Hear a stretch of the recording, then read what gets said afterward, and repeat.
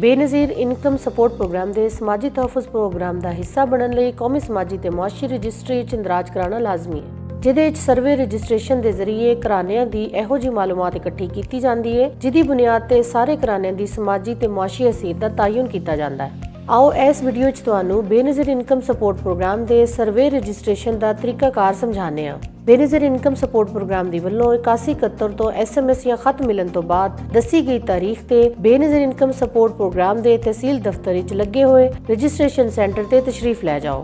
ਇਹਦੇ ਇਲਾਵਾ ਉਹ ਘਰਾਣੇ ਜਿਹੜੇ ਹੁਣ ਤੱਕ ਸਰਵੇ ਦਾ ਹਿੱਸਾ ਨਹੀਂ ਬਣੇ ਉਹ ਵੀ ਤਸ਼ਰੀਫ ਲੈ ਜਾਣ। ਸੈਂਟਰ ਤੇ ਆਂਦਿਆਂ ਹੋਇਆਂ ਆਪਣੇ ਨਾਲ ਬੱਚਿਆਂ ਦੇ ਨਾਦਰਾ ਬੇ ਫਾਰਮ ਲਾਜ਼ਮੀ ਲਿਆਓ। इस फॉर्म ਵਿੱਚ ਸਾਰੇ ਬੱਚਿਆਂ ਦਾ ਜਾਂ ਜ਼ਿਆਦਾਤਰ ਬੱਚਿਆਂ ਦਾ ਇੰਦਰਾਜ ਹੋਣਾ ਲਾਜ਼ਮੀ ਹੈ। ਸਾਡਾ ਅਮਲਾ ਤੁਹਾਨੂੰ ਨਵੇਂ ਸਰਵੇ ਜਾਂ ਸਰਵੇ ਚ ਮਾਲੂਮਾਤ अपडेट कराने ਦਾ टोकन जारी करेगा। सब खवातीन जो अपने साथ बे फॉर्म लाई हैं और अपने साथ शनाख्ती कार्ड भी लाई हैं, उन सबको टोकन जारी किया जाएगा, फिर उसके बाद उनका सर्वे होगा। आप इंतजार गाह में जाके इंतजार करें, अपने टोकन नंबर का इंतजार करें और उसके बाद रजिस्ट्रेशन रूम में जाके अपनी एंट्री करवाएं।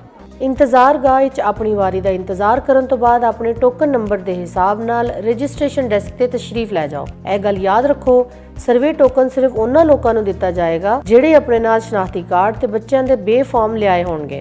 रजिस्ट्रेशन डेस्क ते मौजूद डाटा एंट्री ऑपरेटर तुहाडे कोलों समाजी और माशी मालूमात के हवाले नाल सवाल पूछेगा, जिस तरह घराने दे अफराद की तालीम, सेहत, रोजगार, रिहाइशगाह, घराने दे असासाजात, माल मवेशी ते ज़राअत वगैरह। मैं आपसे कुछ सवाल करूंगी आपके घर के बारे में।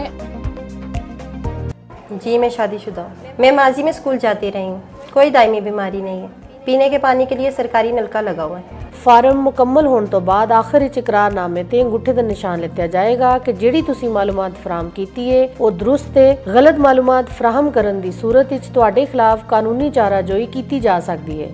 ਇਹਦੇ ਬਾਅਦ ਤੁਹਾਨੂੰ ਸਰਵੇ ਰਸੀਦ ਦਿੱਤੀ ਜਾਏਗੀ ਤੇ ਨਾਲ ਹੀ ਤੁਹਾਨੂੰ 8171 ਤੋਂ ਸਰਵੇ ਮੁਕੰਮਲ ਹੋਣ ਦਾ ਤਸਦੀਕੀ SMS ਵੀ ਭੇਜਿਆ ਜਾਏਗਾ ਤੇ ਜਾਂਚ ਪੜਤਾਲ ਦੇ ਬਾਅਦ ਮੁਸਤਹਿਕ ਘਰਾਣਿਆਂ ਨੂੰ 8171 ਤੋਂ ਪੈਗਾਮ ਦੇ ਜ਼ਰੀਏ ਉਹਨਾਂ ਦੀ ਪ੍ਰੋਗਰਾਮ ਵਿੱਚ ਅਹਿਲੀਅਤ ਦੇ ਬਾਰੇ ਦੱਸਿਆ ਜਾਏਗਾ।